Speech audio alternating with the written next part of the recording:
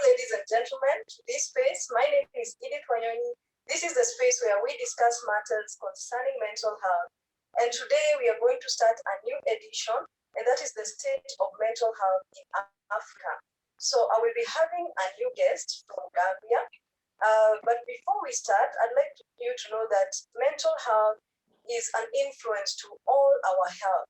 So you realize that mental health affects all the aspects of our lives, and so it's very important to take care of our mental health. And in Africa, mental health has actually been on the rise, and it's important that we speak about these matters because this is a pandemic on its own. So in my edition today, I have a guest from Gambia. His name is Solomon Correa. He is a 29-year-old youth, an entrepreneur, addiction professional, an activist, advocate, youth leader, a martial artist, and a humanitarian. He's currently nominated at the African Judo Union for a position director, coaching, and education. He is also an assistant lead head for training and outreach at the African Mental Health Consortium. He's passionate in serving and building people, putting smiles on the face of the hopeless, and creating meaningful development because it gives him purpose. That's a very great profile there for Solomon. Welcome, Solomon. Thank you so much for this wonderful opportunity, and then it is quite a pleasure to share. Yeah, so how do we say welcome in Gambia? All right.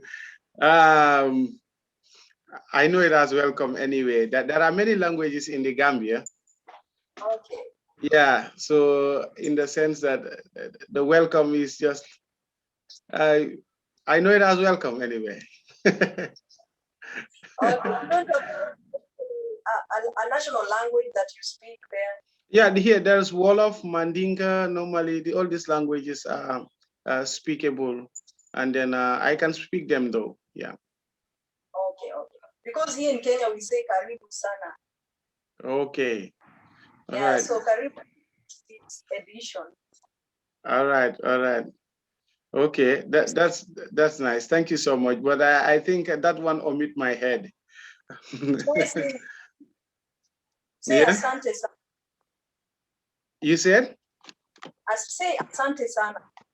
Okay, asante sana. Thank you. Asante sana. Thank you. Okay, so the first question, why have you dedicated your life to helping people with their mental health? Okay, thank you so much. I think this question is very important because most of the time I get asked by this question, why are you doing this? Why are you dedicating all your life? And then I have a word that I always say is that I want to do this for the rest of my life. Yeah. So in the sense that it takes a lot to be committed. So why am I dedicated to do this? I would say that I don't know why, but I could give some reasons that it might be natural. Okay. Yeah, because it's a feeling that I always have since when I was young.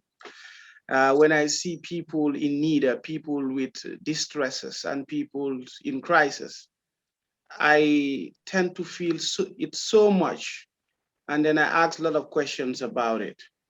So in the sense that this is something I always conceptualize as a child, and I grew up as a youth. Now I get the drive to do it from the place whence I work. So in the sense, most of the time when I went to work, I get to meet a mentally ill persons coming in the office, and then when you're speaking to them, sometimes they don't understand, and then you guide them out. There is a day that I took this commitment to tend to speak with a client, with a mentally sick person, and then I realized that the person was communicating well, and then I also realized that the way he's expressing he's sick, due to the you will see that the dress code is quite very abnormal, and also the way they are reacting to conversation also. But at least there are some words also which are communicable. Those I pick up, and then I was a bit emotional about it, and then I start thinking about it. What is the government doing on mental health? What is going on? That's when I start doing some research, collecting data, meeting different people, different institutions to really know what is going on. Then later, I finally took the decision by saying that, you know what, I want to start up a mental health foundation by supporting people with mental illnesses. And then after doing that, I realized that I discover myself, because I can tell by those days I'm always in the office working. I feel so depressed. I feel like it was not me. So I guess this is what I am to do. This is what makes me happy. And because you've mentioned that you started a foundation, what kind of strategies have you put in place to help people with mental health problems? Okay. Well, yeah, we have different strategies that we do put in place. And then based on our strategies, we linked it with certain reasonings, and then uh, weaknesses which we are having. Because of that, we do realize that in the Gambia, we do have a lot of youths having mental health problem, and most of them are suffering with SUD issue. And then we also tend to realize that the stigma is very high. People don't understand actually the main. But the main strategy we do come up, we target different groups. And then some of these groups of targets are like we have young people. And then targeting the young people, we come up with an invention called School Mental Health Awareness Program. And then with this school mental health awareness program is where we target young ones and educate them about the basic understanding of their mental health and mental illnesses and basic symptoms, and then how can you get help, where to get help, what can you do if you're facing, and how can you help a friend, those kind of things. And then it's working quite very well, because of many students are responding to this program. And then we also tend to realize a lot during our interventions with school, what we pick up from the student and all those things. So it helps us to further um, guide this school mental health. We have another targeting area, which is the community. And the community, we have it as a program, community mental health awareness program.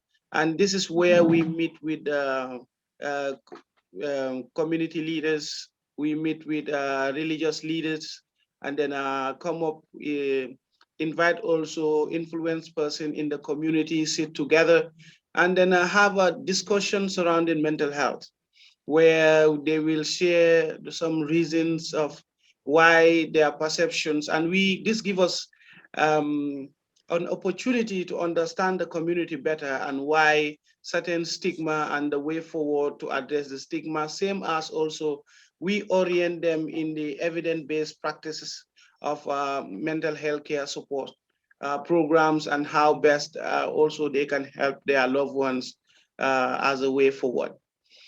So this is also another strategy that we put in place. And then we have another program that we call drama. Also, we have that intervention is where we bring actors and actors together, and then they act to sensitize on mental health, because we find out that engagement with many people, most of the time after a few discussions, they forget. So at the end of the day is when we have some visual message sent out through acting, and then so these are very powerful information that can stay a little bit while to retain in their minds. And then yeah, we do have that program coming. We also have an intervention called home care support program. Is for people that are already clients, people that are victims of the circumstance. I would say is that client from psychiatric hospital that or never get access to healthcare services and things like that. So the home care support program, it is where volunteers are connected with people that needed psychiatric help, or people that need some professional support, where we act as case managers to them, and then provide them different support that they may need, depending upon their recovery. So this intervention also is quite working very positive, because of most of the client that we engage with, we have very positive feedback. And one thing which make us very proud of the home care support intervention, because of it discourages, it reduces relapse cases, because we tend to understand that most of the clients that are discharged from the psychiatric hospital in the Gambia, and you realize that after a month, 2 months, they are back again in the system. So, but more, with the client that we attach with our volunteers, it helps us to monitor and understand what are the uh, what are actually the factors, what makes them, tend to relapse, and then probably the stressors surrounding the environment. Also, it might be also the drugs that they are using and things like that. So because of our volunteers, we'll reach them at home, educate the family members, how they can relate with them, how also they can also continue with. So then they start wondering, okay, probably, but our volunteers are making sure that they empower the family members to take over the support, because that is more sustainable than having the volunteers. But the volunteers are just there to make sure that to connect back that supporting effort from the family, so that the client can acquire. Okay, that's really great. And I hear you mentioning stigma and other challenges. So, how are you able to deal with these challenges like stigma? What do you think, or why do you think people stigmatize those who are suffering from mental health problems? Okay, thank you.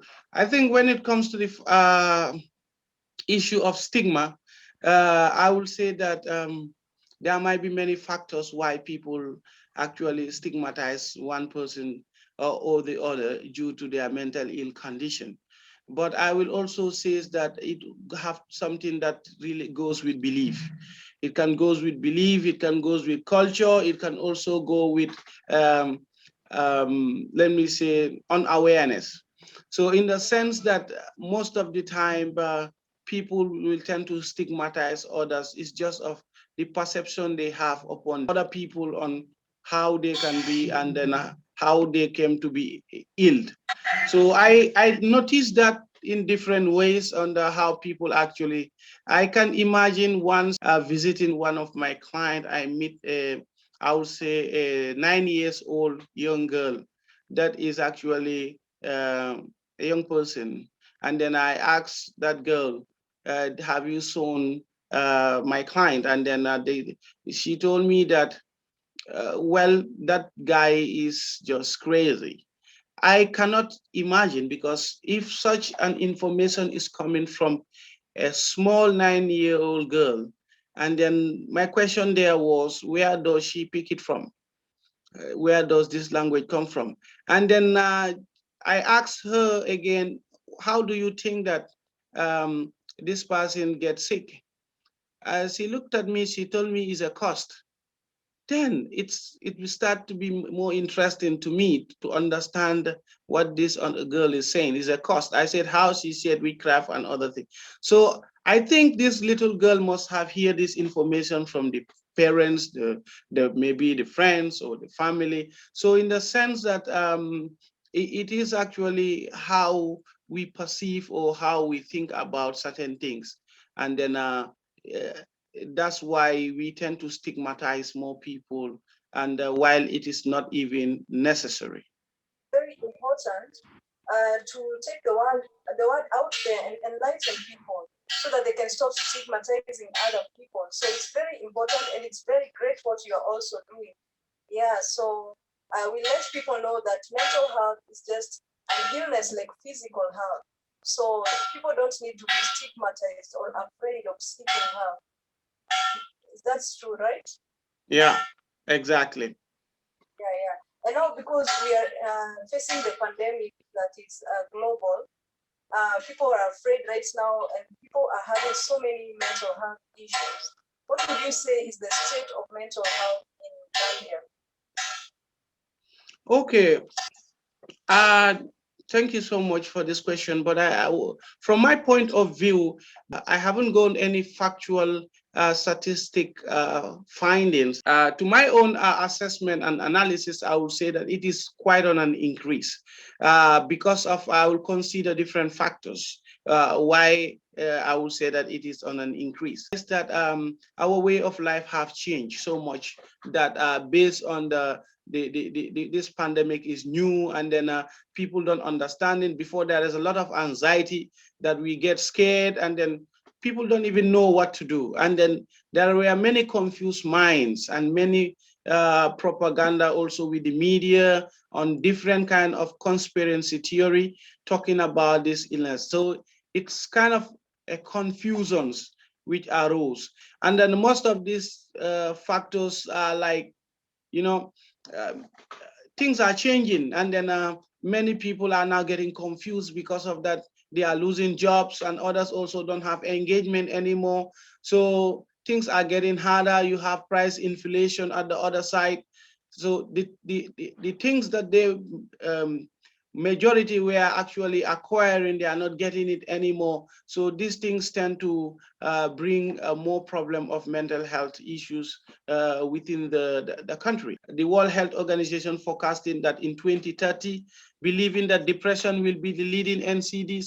So in the sense that it is in an increase, and then related to the current condition in the Gambia, it is also on an increase because we have more crime rates and more other problems, social problems, which are always related to mental health issues. So, what do you think the government needs to put in place to help people with mental health conditions? Yeah, thank you so much. There are many things that I believe that the government could put into consideration. More investment on mental health care support program, and then let them promote all the uh, parties that are involved in mental health educations awareness. Let them reinforce them, give them the right tools and resources to operate and to reach out to every region, to every place that this support might be needed. And also the other thing that is quite very important, like for Gambia, I would say that it is very good that the government tend to invest in a rehabilitation center because of we as a country, we don't have any rehabilitation center. And then we do have a psychiatric hospital, but there's no rehab. And there are many people that are sent into this psychiatric hospital while the treatment that they might need is from an addiction professional, uh, some basic counseling. So these are some of the hard challenges which government really have to uh, look into. And I do believe that not only yeah, government, even our parliamentarian and other people, because there are also a lot of policies also which are guiding, and then this enforcement also to these laws to support person with mentally ill condition. For instance, here we have a lot of chaining of a person with mental illness. They are chained, and then you see that these practices are available. I think the government should be more serious with mental health issues, because there is no health without mental health, and they should see the importance that if we have a healthy mind and a healthy people, there will be more development, more productions, and more achievement of all the goals that they are looking for, because everybody will be more positive minded and working toward development. Like the World Health Organization prove that there's a treatment gap, meaning that there's so many people with mental health concern, but they are either misdiagnosed or they do not get the right treatment. So this is really sad. And my question would be, what will you tell those people who are afraid or they feel stigmatized to seek help? What advice would you give them? I think it's quite also very uh, good to inform them that, they are not alone. And then this is like any other kind of disease. And then it is not a disease that you know that it should be like a badge upon them. They are not mental. You cannot call them mental illness because they are not that. They have a disease just like any other disease, like diabetes. You have hypertension. So this is the way they should tend to see the illness and be more open up to speak up, because of if they are more open up to speak to their doctors about their illness, that's the best way they will able to get help, because it will help them to understand exactly what is going on with them. Yeah, and again, it is always good that let them have faith, because of with faith. Are your last words for this edition? Well, my last word will be thank you so much for this opportunity again. And then all the viewers out there, um, just keep doing all the positive things that you're doing from different level. It doesn't matter. Let it be only productive. At the end of the day, we are all contributing to make the world a better place. Oh, thank you very much, Solomon, for coming. It has been a pleasure being with you on this space, and I've learned quite a lot, and I know people have learned a lot too. It has been very enlightening, and I want to congratulate you for the efforts that you're putting in your country to make sure that people are having good mental health, because you know it's important. So viewers, I want to wish you well, and also I want to always remind you, or always keep in mind, that there is no health without mental health. So it's important that you check on your mental health regularly. So thank you very much for joining us, and until next time, bye bye.